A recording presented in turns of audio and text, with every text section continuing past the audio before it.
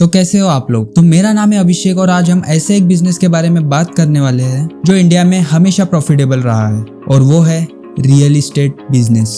तो आप लोग सोच रहे होंगे कि ये ऊपर ऊपर की बातें बताएंगा जो हर कोई यूट्यूब पे बताता है। नहीं, मैं खुद मुंबई में मल्टीपल रियल एस्टेट कंपनीज के लिए काम कर चुका हूँ as a graphic designer and as a digital marketer. और कभी कभी पर्सनली मैंने साइट विजिट्स भी की है। और सबसे बड़ी बात, मैंने खुद मुंबई में अपनी रियल एस्टेट कंपनी शुरू की थी। मेरे पास इंडस्ट्री के अंदर का एक्सपीरियंस है, कौन सी चीजें चलती है और कौन सी चीजें बिजनेस को डुबा सकती है, ये सब आज के वीडियो में हम डिस्कस करेंगे। आज मैं आपको एक कंप्लीट रोड मैप दूंगा जिसमें basic selling techniques, investment strategies, challenges और फ्यूचर अपॉर्चुनिटीज, ये सारे टॉपिक कवर करूंगा। और हाँ, अपना एक पर्सनल एक्सपीरियंस भी शेयर करूंगा जो शायद आपके लिए एक आई ओपनर हो सकता है। तो चलिए शुरू करते हैं बिना टाइम वेस्ट किए। सबसे पहले बात करते हैं बेसिक्स की। रियल एस्टेट सिर्फ फ्लैट या घर बेचने का या खरीदने का काम नहीं होता। ये एक्चुअली 4 कैटेगरीज में आता है। फर्स्ट है रेसिडेंशियल, जिसमें आता है फ्लैट्स, प्लॉट्स और विलाज। सेकंड है कमर्शियल, जिसमें आता है शॉप्स, ऑफिसेस और वेयर हाउसेस। तीसरा आता है इंडस्ट्रियल, जिसमें फैक्ट्रीज, लॉजिस्टिक हब्स। और चौथा है एग्रीकल्चर लैंड, जो फार्मिंग या लैंड बैंकिंग के लिए होता है। रियल एस्टेट बिजनेस में सबसे बड़ा रोल होता है लोकेशन का। रियल एस्टेट में एक गोल्डन रूल है, लोकेशन डिसाइड्स अप्रिशिएशंस। और इसमें दूसरा इंपॉर्टेंट फैक्टर होता है लीगल डॉक्यूमेंट्स। इंडिया में बहुत सारे लोग लीगल क्लियरिटी चेक किए बिना प्रॉपर्टी खरीद लेते हैं, फिर वो लोग डिस्प्यूट्स में फंस जाते हैं। इसीलिए टाइटल क्लियर, रजिस्ट्रेशन और रेरा सर्टिफिकेट हमेशा वेरीफाई करो। अब सवाल आता है कि हम स्टार्ट कैसे करें। आपके पास 2 ऑप्शन होते हैं। आप ब्रोकर या एजेंट बनकर बिना ज्यादा कैपिटल लगाए सिर्फ नेटवर्किंग और मार्केटिंग के बेस पर डील्स क्लोज कर सकते हैं। और दूसरा है इन्वेस्टर बनकर थोड़ा कैपिटल लगा के प्रॉपर्टीज में पैसा डाल सकते हो। और अगर आपको 0 कैपिटल से स्टार्ट करना है, बहुत सिंपल है, चैनल पार्टनर बनो और बिल्डर्स के प्रोजेक्ट सेल करो और उसमें से कमीशन अर्न करो। और अगर आपके पास थोड़ा सा बजट है तो फिर एड्स चलाओ, लीड्स लाओ और अपना क्लाइंट बेस बनाओ। और सबसे इंपॉर्टेंट चीज, नेटवर्किंग, बिल्डर्स, बैंकर्स, लॉयर्स और ब्रोकर्स सबके साथ अच्छे रिलेशंस बनाना जरूरी है, क्योंकि यही लोग आपको डील्स और क्लाइंट्स दिलाएंगे। अगला पार्ट है Indian real estate system. India का रियल एस्टेट मार्केट एशिया के फास्टेस्ट ग्रोइंग मार्केट्स में से एक है। और रेरा एक्ट आने के बाद ट्रांसपेरेंसी और बढ़ चुकी है। होम लोन्स भी इजीली अवेलेबल हो जाते हैं। गवर्नमेंट स्कीम्स भी है, जैसे पीएमएवाई मिडिल क्लास लोगों के लिए बेनिफिशियल है। टियर 1 सिटीज जैसे मुंबई, बेंगलोर, पुणे हमेशा डिमांड में रहते हैं, लेकिन टियर 2 सिटीज जैसे इंदौर, नागपुर, सूरत में अप्रिसिएशन ज्यादा मिलता है। समझने वाली बात यह है कि डिमांड हर जगह पे है, बस आपको राइट बायर्स और राइट प्रोजेक्ट कनेक्ट करना आना चाहिए। अब हम बात करते हैं सेलिंग की। सेलिंग का एक प्रॉपर प्रोसेस होता है। सबसे पहले लीड जनरेट करो, जैसे ads, referrals, WhatsApp campaigns. Second है क्लाइंट क्वालिफाई करो, क्लाइंट का बजट और रिक्वायरमेंट समझो।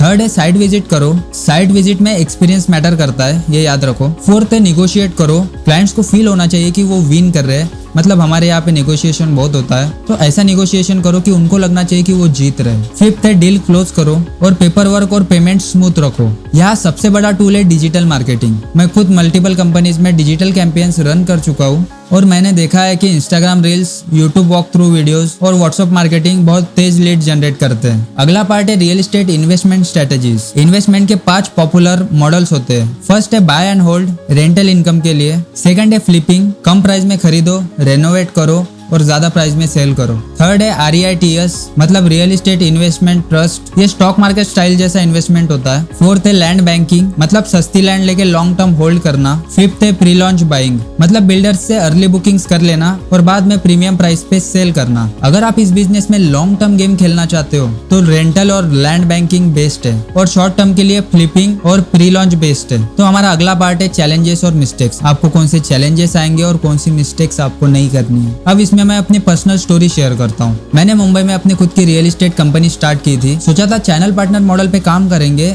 और धीरे धीरे ग्रो करेंगे। हमारा प्लान बहुत सिंपल था, क्योंकि मैं खुद ही डिजिटल मार्केटर और ग्राफिक डिजाइनर था, तो हमने सोचा था कि थोड़ी सी एड्स चलाते हैं, उसमें से लीड्स आएंगी और जो कस्टमर्स फ्लैट बाय करेंगे उनके कमीशन पे हम बिजनेस ग्रो करेंगे, ऐसा सोचा था, क्योंकि हमारे पास बजट बिल्कुल भी नहीं था। लेकिन रियलिटी कुछ और ही थी। एड्स भी चलाए, लीड्स भी आए, लेकिन एक भी कस्टमर कन्वर्ट नहीं हुआ। जो मार्केटिंग में हमने पैसा लगाया था वो भी खत्म हो गया, और जब मार्केटिंग के लिए फंड ही खत्म हो गया तो कंपनी चलाना इम्पॉसिबल हो गया, तो हमें कंपनी बंद करनी पड़ी। और यही मेरी सबसे बड़ी गलती थी, कम फंड्स के साथ स्टार्ट करना और बैकअप बजट ना रखना। चलो आपको एक एडवाइस देता हूँ। आप सोच रहे होंगे इसने खुद ने कंपनी बंद कर दी, ये क्या हमें एडवाइस देगा।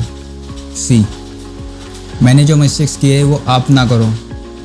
इसीलिए मैंने ये वीडियो बनाया। और आप मेरी गलतियों से सीखो, आपको वही मिस्टेक्स दोबारा नहीं करनी है। और ऐसा नहीं है कि मैंने कंपनी बंद कर दी तो मैं फिर से शुरू नहीं करूंगा। तो सुनो, जब आप रियल एस्टेट बिजनेस स्टार्ट करते हो, अपना मार्केटिंग बजट स्ट्रॉन्ग रखो। और अगर पहले 1-2 महीने में कस्टमर कन्वर्ट नहीं भी होता है तो कुछ महीने में कस्टमर्स कन्वर्ट होना शुरू हो सकते हैं। बस पेशेंस रखो और कंसिस्टेंट रहो। और अगर आपके पास 1-2 कस्टमर रेडी है पहले से, तो बिना पैसे के भी आप शुरू कर सकते हो। तो हमारा नेक्स्ट पार्ट है future of real estate. Real estate का फ्यूचर बहुत एक्साइटिंग है। आने वाले टाइम में प्रॉप टेक काफी बड़ा रोल प्ले करेगा। AI, VR और AR के थ्रू लोग घर बैठे प्रॉपर्टी टूर्स कर पाएंगे। स्मार्ट होम्स और ग्रीन बिल्डिंग्स की डिमांड तेजी से बढ़ रही है। ऑटोमेशन, सोलर एनर्जी और इको फ्रेंडली डिजाइन्स अब नॉर्मल बन रहे हैं। लाइफस्टाइल में भी चेंजेस आ रहे हैं। को लिविंग और को वर्किंग स्पेस की डिमांड यूथ और स्टार्टअप्स की वजह से ग्रो हो रही है। और इंडिया की बात करें तो विजन 2030 तक क्लियर है। हाउसिंग डिमांड और इंफ्रास्ट्रक्चर दोनों ही ग्रोथ पे है। रियल एस्टेट का फ्यूचर एकदम ब्राइट है। तो दोस्तों, आज हमने बेसिक्स, स्टार्ट करने का प्रोसेस,